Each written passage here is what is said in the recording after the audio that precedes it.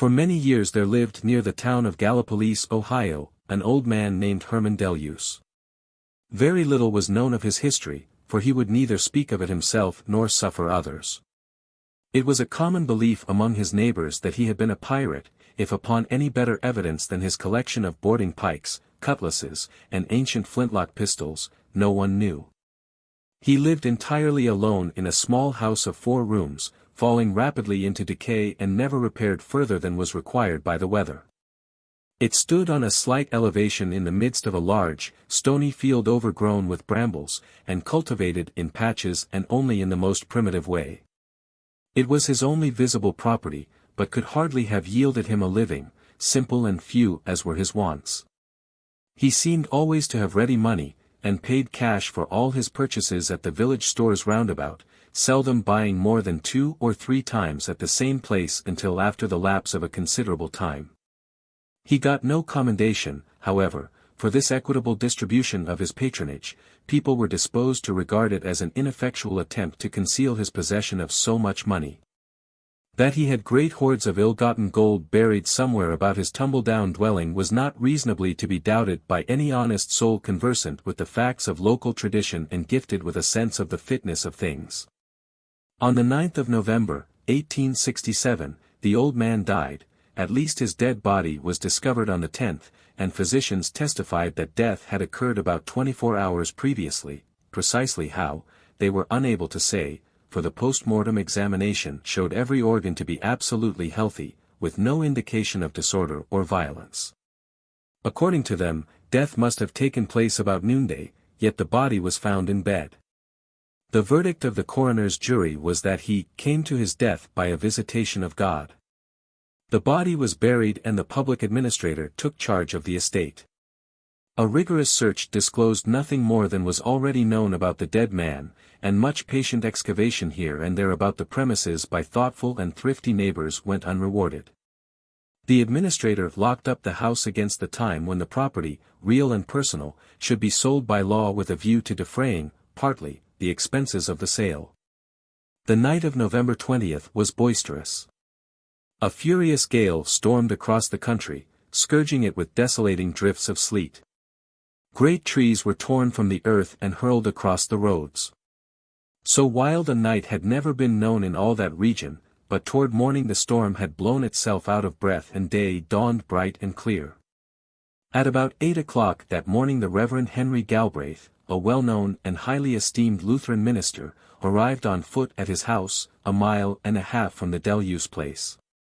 Mr. Galbraith had been for a month in Cincinnati.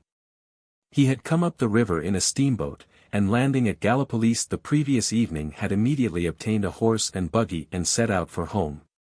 The violence of the storm had delayed him overnight, and in the morning the fallen trees had compelled him to abandon his conveyance and continue his journey afoot. "But where did you pass the night?" inquired his wife, after he had briefly related his adventure. "With old Deluse at the Isle of Pines, 372, was the laughing reply, and a glum enough time I had of it. He made no objection to my remaining, but not a word could I get out of him." Fortunately for the interests of truth there was present at this conversation Mr. Robert Moseley Marin, a lawyer and litterateur of Columbus, the same who wrote the delightful Mellowcraft papers. Noting, but apparently not sharing, the astonishment caused by Mr. Galbraith's answer, this ready-witted person checked by a gesture the exclamations that would naturally have followed, and tranquilly inquired, "How came you to go in there?" This is Mr. Marin's version of Mr. Galbraith's reply: "I saw a light moving about the house, and being nearly blinded by the sleet, and half frozen besides, drove in at the gate and put up my horse in the old rail stable, where it is now. I then rapped at the door, and getting no invitation went in without one. The room was dark, but having matches I found a candle and lit it.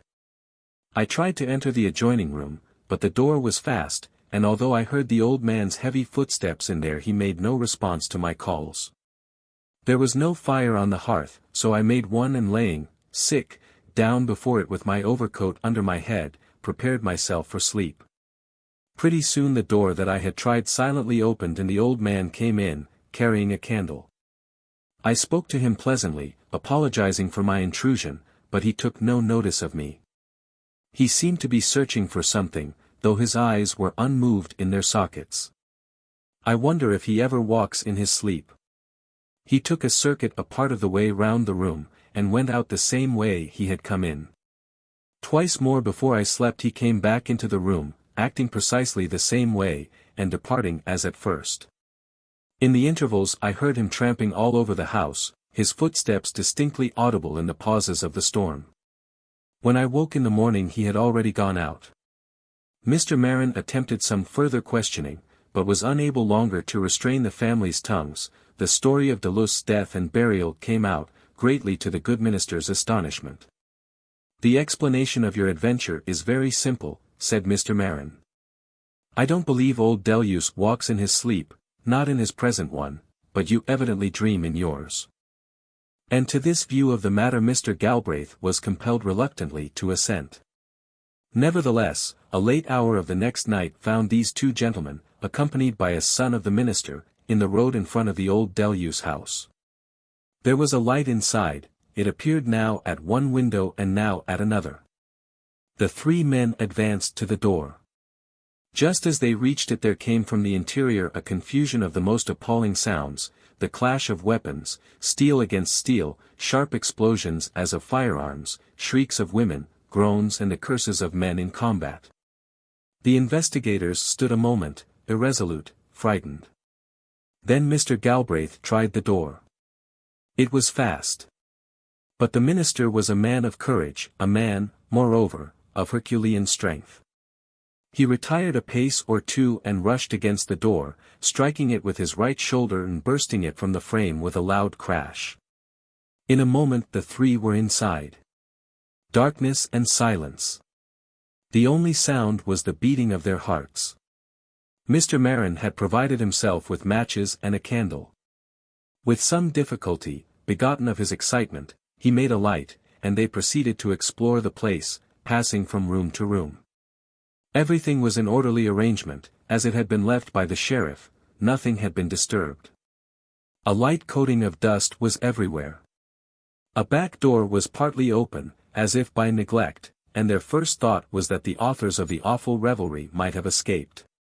The door was opened, and the light of the candle shone through upon the ground. The expiring effort of the previous night's storm had been a light fall of snow, there were no footprints, the white surface was unbroken. They closed the door and entered the last room of the four that the house contained, that farthest from the road, in an angle of the building. Here the candle in Mr. Marin's hand was suddenly extinguished as by a draught of air. Almost immediately followed the sound of a heavy fall. When the candle had been hastily relighted, young Mr. Galbraith was seen prostrate on the floor at a little distance from the others. He was dead. In one hand the body grasped a heavy sack of coins, which later examination showed to be all of old Spanish mintage. Directly over the body as it lay, a board had been torn from its fastenings in the wall, and from the cavity so disclosed it was evident that the bag had been taken. Another inquest was held, another post-mortem examination failed to reveal a probable cause of death. Another verdict of the visitation of God left all at liberty to form their own conclusions. Mr. Marin contended that the young man died of excitement.